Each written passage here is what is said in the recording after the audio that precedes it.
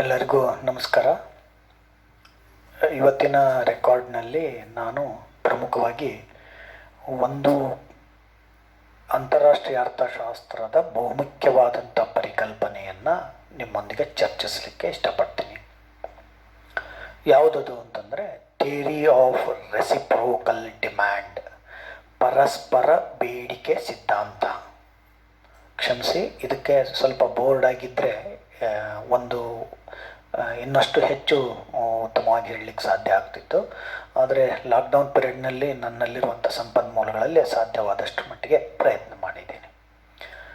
ಇನ್ನು ಸಾಮಾನ್ಯವಾಗಿ ಪರಸ್ಪರ ಬೇಡಿಕೆ ಸಿದ್ಧಾಂತನ 2 ಮಾರ್ಕ್ಸಿಗೆ ಕೇಳ್ತಾನೆ, ಯಾರು ಪ್ರತಿಪಾದಿಸಿದ್ರು ಅಂತ ಕೇಳ್ತಾನೆ. ಇಲ್ಲಾಂದರೆ ಸಹಜವಾಗಿ ಇದನ್ನು 5 ಮಾರ್ಕ್ಸಿಗೆ ಕೇಳ್ತಾನೆ, ಹೆಚ್ಚು ಸಾಧ್ಯತೆ ಅಷ್ಟಿದೆ. ಹಾಗಾದರೆ ಪರಸ್ಪರ ಬೇಡಿಕೆ ಸಿದ್ಧಾಂತ ಇದನ್ನು ಹೇಳುವುದಕ್ಕಿಂತ ಮುಂಚೆ ಸ್ವಲ್ಪ ಈ ಪದ ಯಾಕೆ ಬಂತು, ಯಾರು ತಂದರು, ಯಾವ ಸಂದರ್ಭದಲ್ಲಿ ಬಂತು ಅಂತ ವಿಶ್ಲೇಷಣೆ ಮಾಡೋದು ತುಂಬ ಅಗತ್ಯ. ಡೇವಿಡ್ ರಿಕಾರ್ಡೋ ಬಹುದೊಡ್ಡ ಇಂಗ್ಲಿಷ್ ಆರ್ಥಿಕ ಚಿಂತಕ. ಅಂತಾರಾಷ್ಟ್ರೀಯ ವ್ಯಾಪಾರದ ಸಿದ್ಧಾಂತವನ್ನು ವಿಶ್ವಕ್ಕೆ ಮನದಟ್ಟಾಗುವಂತೆ ಪ್ರತಿಪಾದಿಸಿದಂಥ ಬಹುದೊಡ್ಡ ಆರ್ಥಿಕ ತಜ್ಞ. ಕಂಪ್ಯಾರಿಟಿವ್ ಕಾಸ್ಟ್ ಥಿಯರಿ ಜಗತ್ಪ್ರಸಿದ್ಧವಾದಂಥ ನಿಯಮ. ಅದು ಅನೇಕ ಪರೀಕ್ಷೆಗಳಲ್ಲಿ, ಸ್ಪರ್ಧಾತ್ಮಕ ಪರೀಕ್ಷೆಗಳಲ್ಲಿ ಸಾಕಷ್ಟು ಬಾರಿ ಇದರ ಮೇಲೆ ಪ್ರಶ್ನೆಗಳು ಬಂದಿದ್ದಾವೆ. ಹಾಗಾದರೆ ಡೇವಿಡ್ ರಿಕಾರ್ಡೋ ವಾದ ಏನು ಅಂತ ಸ್ವಲ್ಪ ನೆನಪು ಮಾಡಿಕೊಡ್ತೀನಿ. ಡೇವಿಡ್ ರಿಕಾರ್ಡೋ ಪ್ರಕಾರ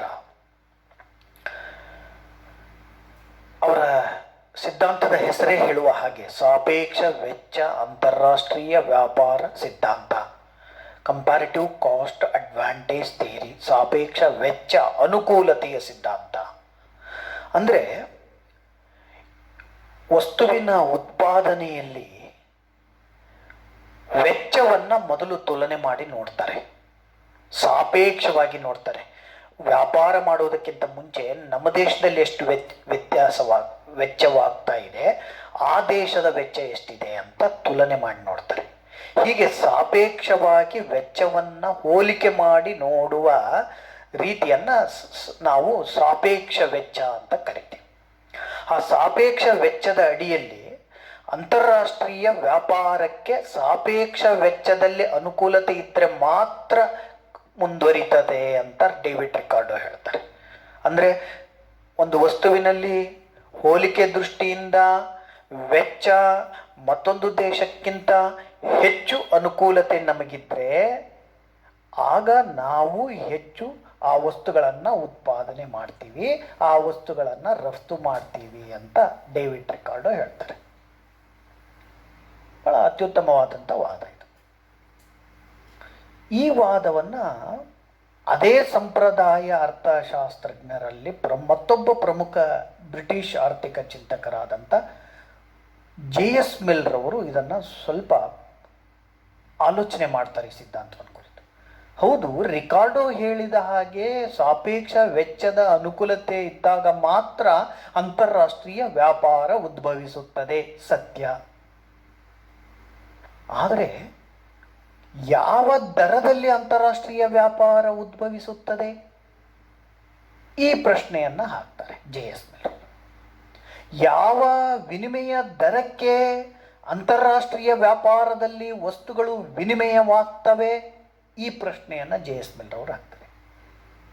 ಈ ಪ್ರಶ್ನೆಗೆ ಡೇವಿಡ್ ರಿಕಾರ್ಡೋ ಉತ್ತರಿಸಿಲ್ಲ. ಈ ಪ್ರಶ್ನೆಯನ್ನು ಇಟ್ಟುಕೊಂಡು JS ಮಿಲ್ರವರು ಪರಸ್ಪರ ಬೇಡಿಕೆಯ ಸಿದ್ಧಾಂತವನ್ನು ಮಂಡಿಸ್ತಾರೆ, ರೆಸಿಪ್ರೋಕಲ್ ಡಿಮ್ಯಾಂಡ್ ಥಿಯರಿ ಅನ್ನೋದನ್ನು ಮಂಡಿಸ್ತಾರೆ. ಈಗ JS ಮಿಲ್ ಬಗ್ಗೆ ಒಂದು ಸ್ವಲ್ಪ ನೋಡೋಣ. ಜಾನ್ ಸ್ಟುವರ್ಟ್ ಮಿಲ್ 19ನೇ ಶತಮಾನದ ಬಹುದೊಡ್ಡ ಆರ್ಥಿಕ ಚಿಂತಕರು, ತತ್ವಜ್ಞಾನಿ, political philosopher, economic philosopher, political ಎಕಾನಮಿಯ ಬಹುದೊಡ್ಡ ಪ್ರತಿಪಾದಕರು. ಇವರು ಈ ಡೇವಿಡ್ ರಿಕಾರ್ಡೋ ಅವರ ವಾದವನ್ನು ಅಲ್ಲಗಳೆಯಲ್ಲ, ಅವರ ವಾದಕ್ಕೆ ಮತ್ತಷ್ಟು ಅದನ್ನು ಪರಿಷ್ಕರಿಸಿ ಅದನ್ನು ಮತ್ತಷ್ಟು ಪಾಲಿಷ್ ಮಾಡಿ ಆ ವಾದವನ್ನು ಮಂಡಿಸ್ತಾರೆ.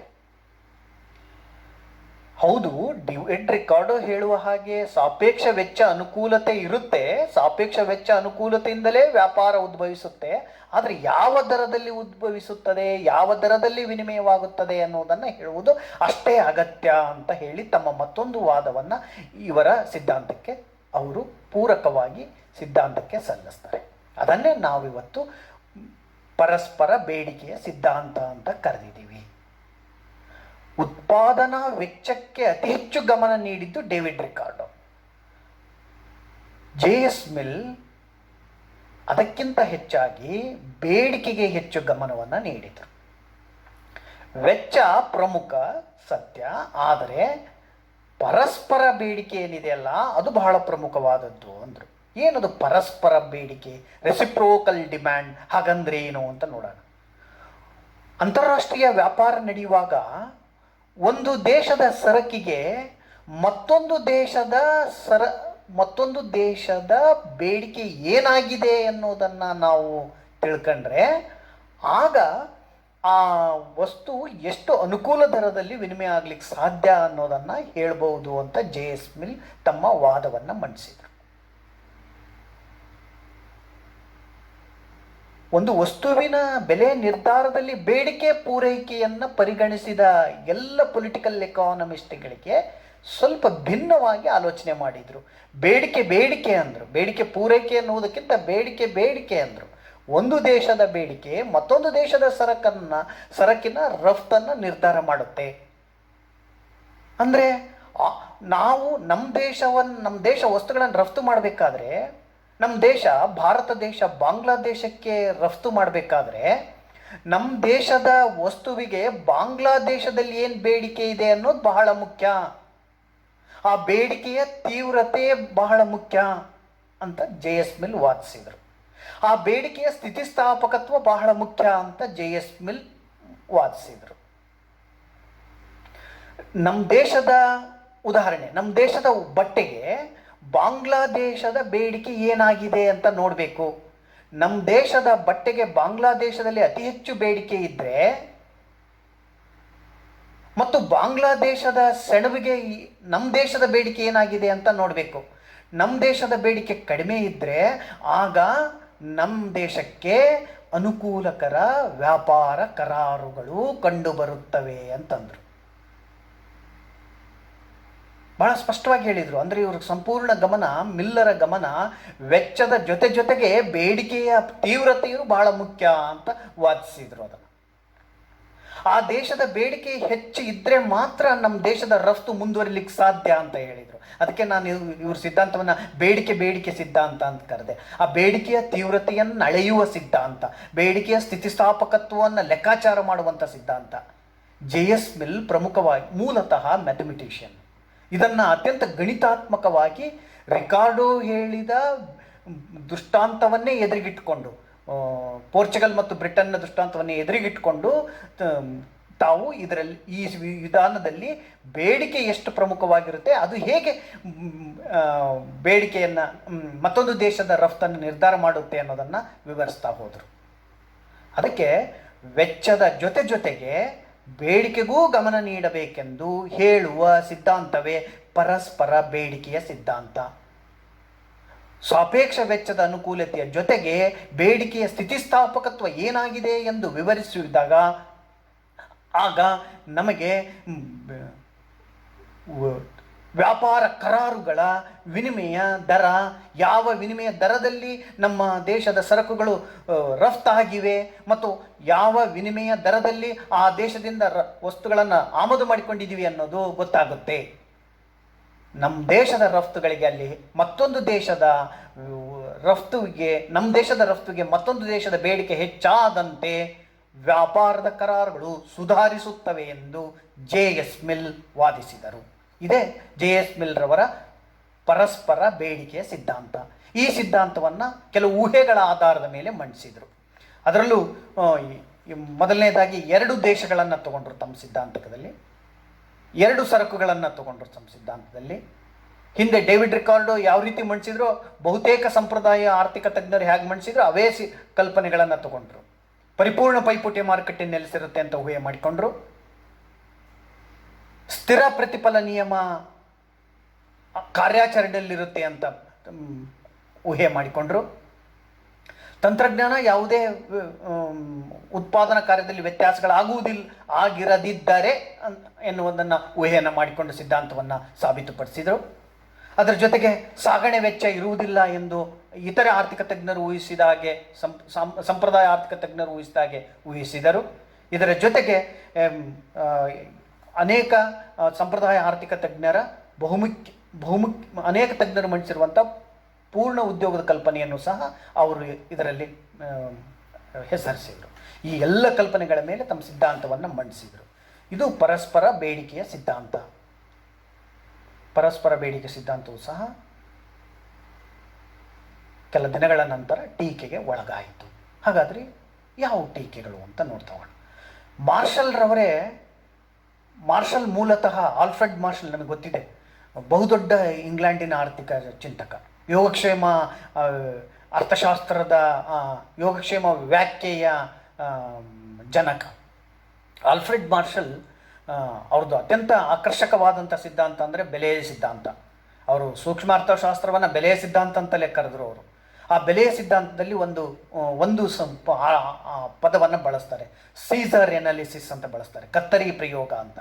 ಬೆಲೆ ಹೇಗೆ ನಿರ್ಧಾರ ಆಗುತ್ತೆ ಅಂತ ಹೇಳುವಾಗ, ಪರಿಪೂರ್ಣ ಪೈಪೋಟಿಯ ಮಾರುಕಟ್ಟೆಯಲ್ಲಿ ಬೆಲೆ ಹೇಗೆ ನಿರ್ಧಾರವಾಗುತ್ತೆ ಎಂದು ಹೇಳುವಾಗ ಕತ್ತರಿ ಪ್ರಯೋಗವನ್ನು ಬಳಸ್ತಾರೆ. ಕತ್ತರಿಯ ಎರಡು ಅಲಗುಗಳು ಏನಿರ್ತವೆ, ಬ್ಲೇಡ್ಗಳು, ಅವು ಒಂದು ಬೇಡಿಕೆಯನ್ನು ಸೂಚಿಸುತ್ತೆ, ಮತ್ತೊಂದು ಪೂರೈಕೆಯನ್ನು ಸೂಚಿಸುತ್ತೆ ಅಂತಾರೆ. ಹೀಗೆ ಬೇಡಿಕೆ ಮತ್ತು ಪೂರೈಕೆ ಎರಡೂ ಸೇರಿಕೊಂಡು ವಸ್ತುವಿನ ಬೆಲೆಯನ್ನು ನಿರ್ಧಾರ ಮಾಡ್ತವೆ ಅಂತ ಹೇಳ್ತಾರೆ. ಅವರು ಈಗ ಅದೇ ಚಿಂತನೆಯನ್ನು ಇಲ್ಲಿ ಅಂತಾರಾಷ್ಟ್ರೀಯ ವ್ಯಾಪಾರಕ್ಕೆ ಅನ್ವಯಿಸ್ತಾರೆ. ಮಾರ್ಷಲ್ರವರ ಪ್ರಕಾರ ಅಂತಾರಾಷ್ಟ್ರೀಯ ವ್ಯಾಪಾರದಲ್ಲೂ ಸಹ ಬರೀ JS ಮಿಲ್ರವರು ಹೇಳುವ ಹಾಗೆ ಕೇವಲ ಬೇಡಿಕೆ ಅಷ್ಟೇ ಅಲ್ಲ, ಪೂರೈಕೆಗೂ ಹೆಚ್ಚು ಮಹತ್ವವಿದೆ. ಅವು ಎರಡೂ ಕತ್ತರಿಯ ಎರಡು ಅಲಗುಗಳಿದ್ದಂತೆ ಪೂರೈಕೆಯನ್ನು ಪರಿಗಣಿಸಬೇಕೆಂದು ಪರಸ್ಪರ ಬೇಡಿಕೆ ಸಿದ್ಧಾಂತಕ್ಕೆ ಆಕ್ಷೇಪಣೆಯನ್ನು ಸಲ್ಲಿಸ್ತಾರೆ. ಇನ್ನು ಎರಡನೇ ಟೀಕೆಯನ್ನು ನೋಡೋಣ. ಜೇಕಬ್ ವೈನರ್ ಬಹುದೊಡ್ಡ ಆರ್ಥಿಕ ತಜ್ಞರು, ಖ್ಯಾತ ನೊಬೆಲ್ ಪಾರಿತೋಷಕ ತಜ್ಞ ಜೇಕಬ್ ವೈನರ್ ಹೇಳುವ ಹಾಗೆ ಇದರಲ್ಲಿ ಬಹಳ ಮುಖ್ಯವಾದದ್ದು ಬೇಡಿಕೆ. JS ಮಿಲ್ ಅವರ ಪರಸ್ಪರ ಬೇಡಿಕೆ ಸಮರ್ಪಕವಾಗಿದೆ, ಆದರೆ ಒಂದು ದೇಶದ ಮತ್ತೊಂದು ದೇಶದ ಬೇಡಿಕೆಯನ್ನು ನೋಡುವಾಗ ಆಂತರಿಕ ಬೇಡಿಕೆ ಏನಾಗಿದೆ ಅದು ಬಹಳ ಮುಖ್ಯ ಅಂತ ಹೇಳ್ತಾರೆ.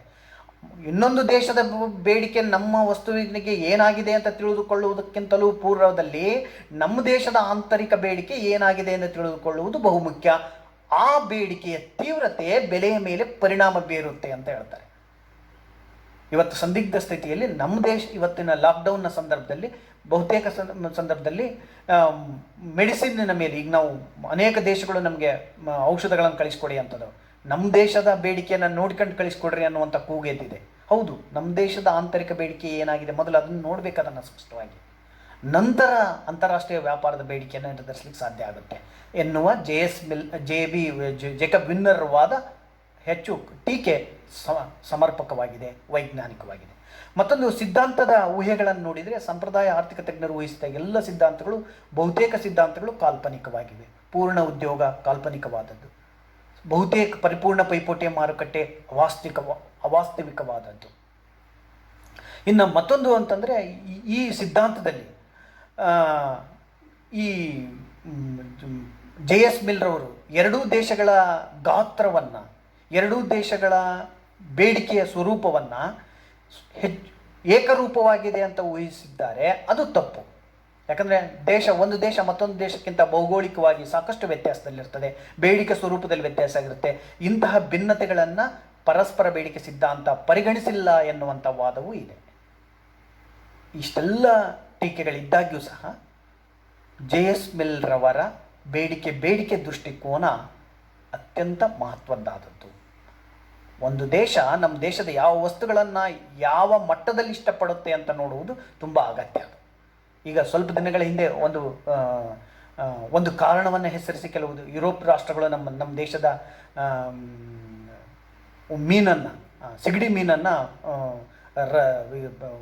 ಸಿಗಡಿ ಮೀನಿನ ರಫ್ತಿಗೆ ತಡೆಯನ್ನು ಒಡ್ಡಿದ್ರು. ಅದು ಮುಂದೆ ನಾವು ಮತ್ತೆ WTOದಲ್ಲಿ ಅದನ್ನು ಕೇಸ್ ಹಾಕಿದ್ವಿ, ಡಿಸ್ಪ್ಯೂಟ್ ಸೆಲ್ನಲ್ಲಿ ನಾವು ಅದನ್ನು ವಾದಿಸಿದ್ವಿ, ತಂದ್ವಿ. ಆದರೆ ಆ ಸಂದರ್ಭದಲ್ಲಿ ಆದಂಥ ಚರ್ಚೆ ಏನು ಅಂತಂದರೆ, ಯುರೋಪಿನಾದ್ಯಂತ, ಏಷ್ಯಾದಾದ್ಯಂತ ಹೋಟೆಲ್ಗಳಲ್ಲಿ ಮೊದಲು ಕೇಳುತ್ತಿದ್ದದ್ದು ಭಾರತೀಯ ಸಿಗಡಿ ಮೀನು. ಅಂದರೆ ಪರದೇಶದ ಗ್ರಾಹಕರು ಭಾರತೀಯ ಸಿಗಡಿ ಮೀನುಗಳ ಪದಾರ್ಥಕ್ಕೆ ಹೆಚ್ಚು ಆಕರ್ಷಿತರಾಗಿದ್ದರು. ಅಂತಹ ಬೇಡಿಕೆ ಸತ್ಯ. ಅದು ಆ ಬೇಡಿಕೆಯೇ ವಿದೇಶಿ ವ್ಯಾಪಾರವನ್ನು ನಿರ್ಧರಿಸುತ್ತದೆ ಎನ್ನುವುದರಲ್ಲಿ ಅಷ್ಟೇ ಸತ್ಯವಾದದ್ದು ಅಂತ ಹೇಳ್ಬೋದು ನಾವು. ಎಲ್ಲರಿಗೂ ಧನ್ಯವಾದಗಳು.